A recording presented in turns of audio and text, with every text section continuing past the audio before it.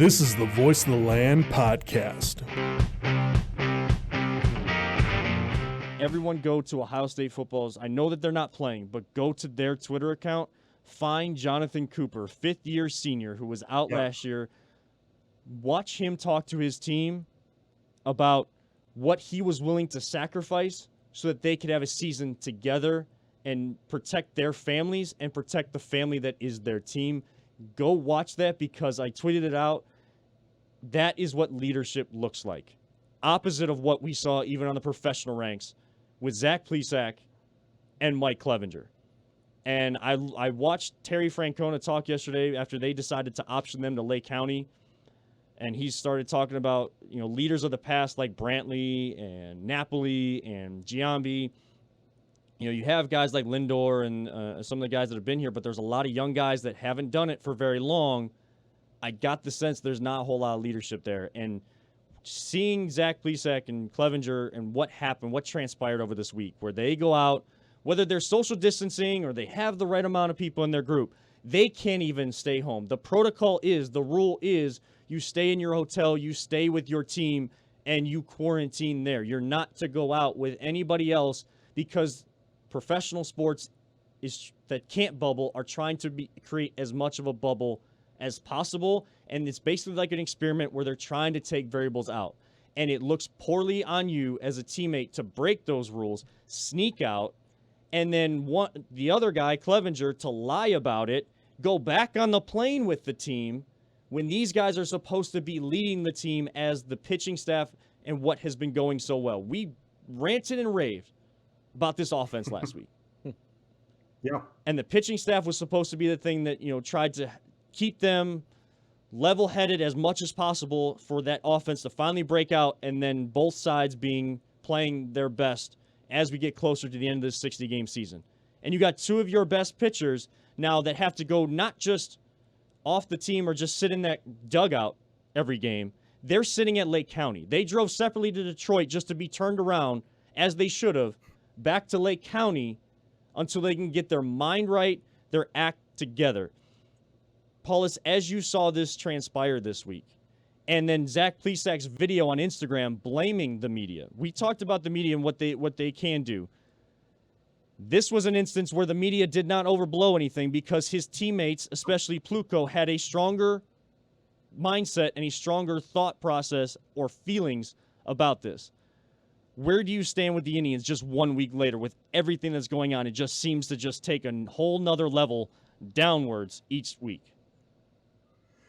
Plesac and Clevinger are both douchebags. Let me put it out there like that, because and we'll come out strong out of the gate with it, right? Because you know what the protocols are. Yeah. They had a video months ago, I believe it was back in March, that they said, Moody, make sure that you listen, make sure you don't, the rules are for everyone, make sure that you're not whatever. Mm-hmm. They did all of that. And these douchebags then skip out. And I'm not saying what they did was the worst thing in the world, because it wasn't. Mm-hmm. They wanted to go out. They wanted to have some fun. Chicago's a fun town. I get it. But you know the rules. And you are supposed to, as much as the NBA is in literally a bubble, MLB tries to or really wants that to happen.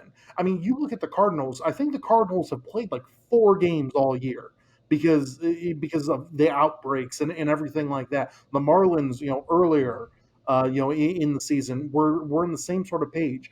The reason why we haven't had anyone test positive is because Cleveland has the strictest policy out there. Mm-hmm. And it's come out that, they expect everyone to be, in bed at 10 o'clock and they make sure that you don't go out past that time or anything like that. The reason why I come out of the gate so strong and call it, Clev and Plesac both douchebags is because there's people on your roster that don't have the same sort of immunities that you might have. We look at Cookie, who dealt with leukemia last year. We look at Tito, who has had his issues of cancer in the past. And what do we say about COVID? It attacks people that have weakened immune systems, and it really could damage, if not kill, those people because of their weakened state. It makes I got chills right now. I got chills right now because of how pissed off I am at those two people for putting their teammates in danger, and then Clev most of all because of him just straight up lying to the Indians front office and Tito.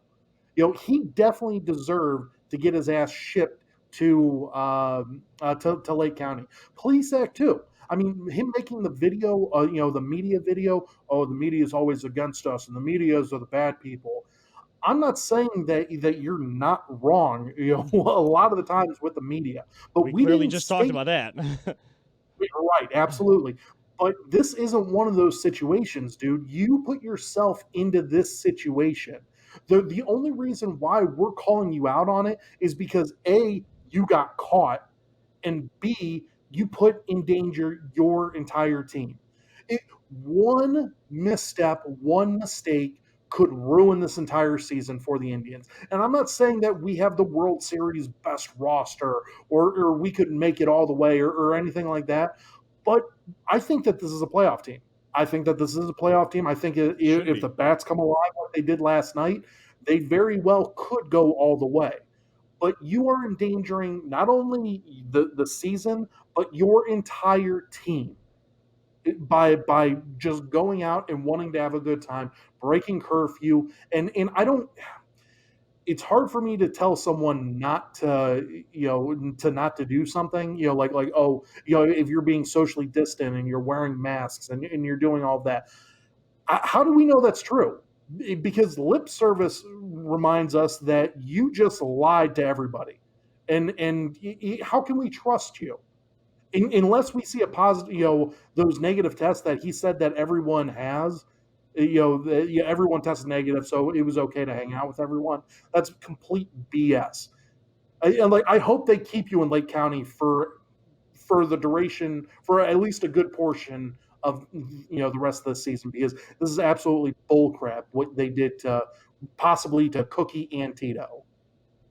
Peter, I initially didn't have the strongest reaction as Nick did, but when I pulling it out. Pulling it out of you. But when I heard it though, when I heard about it, first I was, man, I was just disappointed.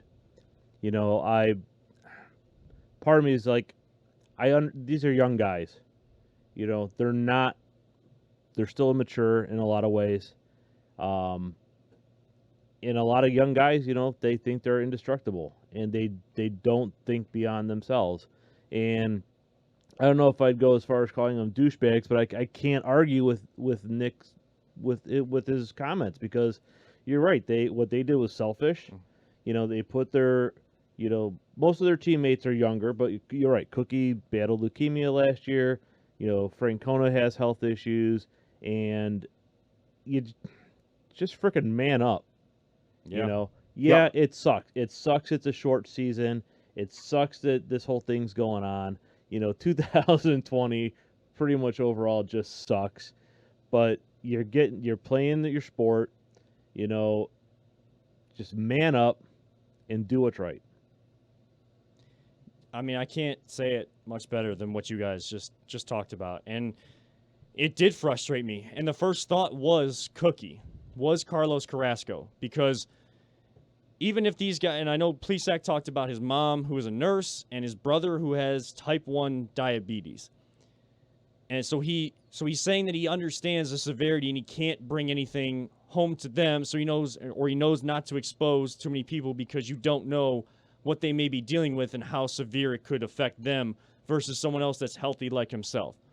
But you clearly don't get it because you went to the blame the media card. And I know that we talked about it, so it seems almost people listening or watching may think, oh, it almost seems hypocritical, like someone in the media blaming, kind of talking down on the media, now saying that an athlete shouldn't blame them. There is credibility to that because we clearly just showed that. We clearly just discussed that as a group. But he's saying that they were malicious and damaging to his character, basically. All they said was that you went out and you broke the rules. I know and that you screwed up. Right. I know these guys want to go out, but from the beginning of the season or even during summer camp, these guys were out there saying, we're not going to do this stuff. Clev and Plesac did that video that Paula spoke of, where they're trying to promote social distancing and how you can do that, how you can still help your community, things of that nature. They did all that. The team's talking about how we have actual aspirations for this season, no matter how short it is, how different it looks. We are going to go out there and we are going to follow all of the rules. We are going to control what we can to give ourselves every opportunity to win this season. Now, we can go in depth again about the offense. I know they won 10-5 last night. We're recording after they beat Detroit in the first game of the 3-game series. 10-5. Reyes hits that 462-foot home run. They're hitting a couple bombs. They're getting offense. I don't need to see 10 runs every game. I'm just looking for like 4-5 to fortify what your pitching staff is giving you and putting those zeros up on the board for the most part. They may have a rough inning like Savali did last night, but if you are controlling the game, it makes the pitcher feel more comfortable on the mound. So they've got issues inside the field that they're dealing with, and Terry just came back. And as he is trying to work his way back, you're taking advantage of a substitute teacher situation with one of the greatest Indians that we've ever seen in Sandy Alomar Jr., who should gain respect. And you think, I'm just gonna go out and I'm going to break these rules because I need to get out. I need to go see my friends. You're saying that you were socially distant. You said that you had only 8 people. We can't see that because you already lied. And Plesac saying this, he covered up for his teammate that was out there who was saying, was in these meetings, didn't mention he was out too. That gets found out later in Clevinger. And now you've got an even bigger situation. So as the week goes on, you start to think, okay, well, I'm not seeing necessarily I'm sorry, but I'm seeing these long, drawn-out statements that at least like they're willing to go through that public relations step to at least put that out there. But they're going to have to answer to their teammates like Pluko, who came out and just blasted him. He said, I've heard this statement, I think his quote was, I've heard this term floated around there, grown-ass man. Well, they're going to need to be a grown-ass man and own up to what they did. They're going to have to explain their actions to you guys, and they're going to have to explain them to us because they hurt us. He said they hurt us. He went more in-depth than any media member did. That's where I take issue with Plesac blaming the media because your teammates felt stronger than the media did about what you did. And then you go on to say that your mom is a nurse who is dealing with this stuff, just like Paulus's wife, who's in the medical field, one of those frontline workers, has to deal with it all the time and can only do so much to protect themselves. You have a brother who's type 1 diabetic who has medical problems. You know that you have someone that dealt with cancer last year on your team, and you go out and break protocol. Again, I get it. I get wanting to go out, and try to just get out of the house every now and again because it's been so tough this year. But your team and all of you came together and said you had one mindset to win this season. And you could have damaged that no matter if you were 6 feet apart or not, because you're going around people that you don't know that can't be controlled under the confines and protocol of the Major League season and the Indians baseball team. So man up, grow up, and if you are about winning, follow what Major League Baseball and what the Cleveland Indians organization is telling you to do. And you need to go to Lake County, think about what you did. If you're really about winning, you're going to come back to this team and be lights out the rest of the season. If you're really about that. If not, you can stay there in Lake County, and I'll make sure, because I'm only 5-10 minutes away from you, I will make sure you stay in that East Lake ballpark at the corner of Vine Street and Som Center Road. Well said. I mean, you're absolutely right, Kevin. I mean, him coming out there and saying, "Oh, I have a type 1 diabetic brother, and I have a nurse, or my mom's a nurse, and Cookie, has cancer and everything like you would think that all of that would come together and go, I probably shouldn't go out. I probably shouldn't do that just to make sure that nothing happens to where I might catch it and become asymptomatic and give it to someone that, might possibly get it way, way worse than anyone else could. And the people that are, that are in that way of thought process, like Plesac and Clevinger clearly are, they think that they're invincible, which I get. I mean, at a certain point in time, like, I understand, especially like Plesac, because I believe he's younger. I believe he's like 24 or something along the lines of that. Clev's 25. Clev's seen life. Clev probably has people that have passed away, and maybe not from this virus, or maybe not from cancer or anything like that. But it's safe to assume Clev has seen a little bit more life than what Plesac has. And for Clev to just straight up be a douchebag and lie bold-faced to the Indians front office and just tell them, like, yeah, no, I don't know. It didn't happen. Like, it doesn't make any sense. That's why I want these guys to stay in Lake County for a good portion of this year, if not go. Like if that means trade them, we need offense. I know we scored 10 runs last night. I wouldn't be opposed to trading one, if not both of those guys, in order to get some offense out there. We have a great pitching staff all the way through, and they are part of that pitching staff that is rock solid. But I would rather deal with someone that isn't, that isn't a douche than someone that is. I would much rather have, like, the moment Bauer threw that ball over the center field fence, we knew he was gone. And they traded him the next day. Like, I kind of feel like this might be Clevinger's ball over the center field wall. He's not pitching great so far this year. Like, he's pitching okay. Plesac's done actually pretty well, for himself. But I think that you could get something for these guys. And is that wrong of me to think, like, from that standpoint, that I'd much rather see someone, I'd much rather have a right field bat than see Clevinger back on the mound? Does that make me a bad person? No, it doesn't make you a bad person, because we've become so ingrained in what this Indians organization is about.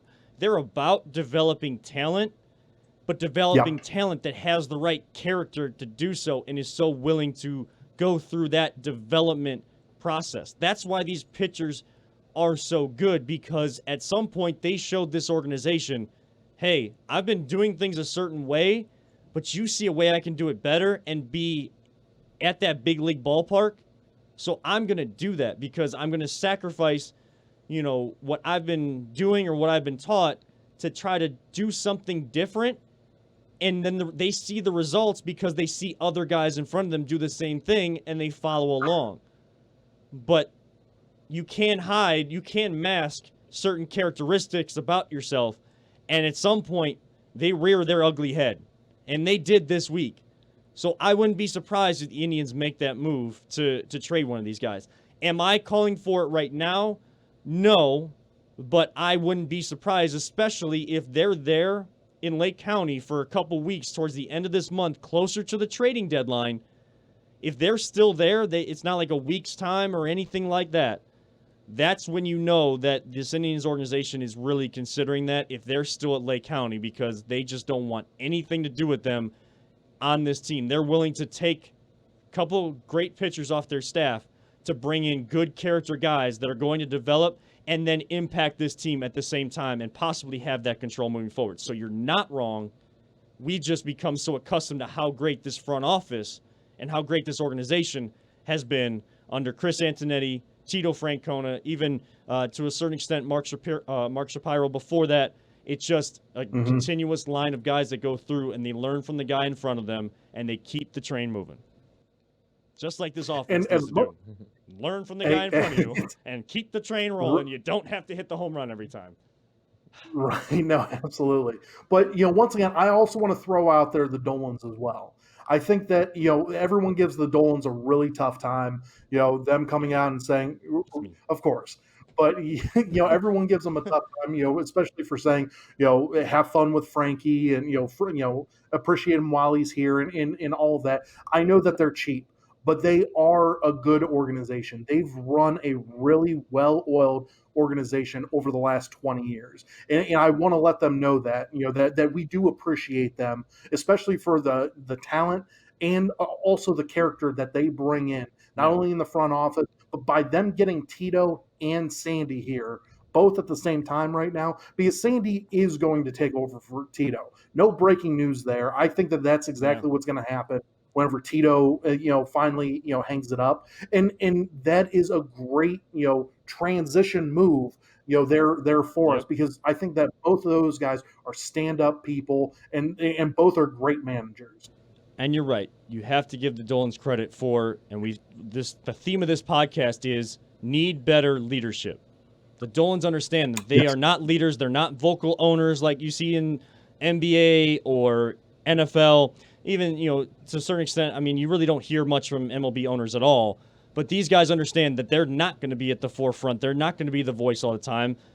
They put leaders in place and develop a structure within the front office where when they put and trust that leadership to certain guys, they also know that they have the willingness to then show what they learned in the past to then the people behind them, so that when they move on or they move up, that next person that goes from assistant GM to GM understands what their role is and what they need to do and what they need to look for. And when they go from GM to president, they know what their role is, they know what they need to do, and they know what they need to look for. And it's just, that is credit that needs to be given to the Dolans. As much as they don't spend money on the players, and we get on them about that, they do put good leadership structure in place. And that is so key in professional sports and in life, to have that leadership to keep you going forward, to then you take that next step and follow that model and find your own voice, find your own way to lead those behind you or around you in the world.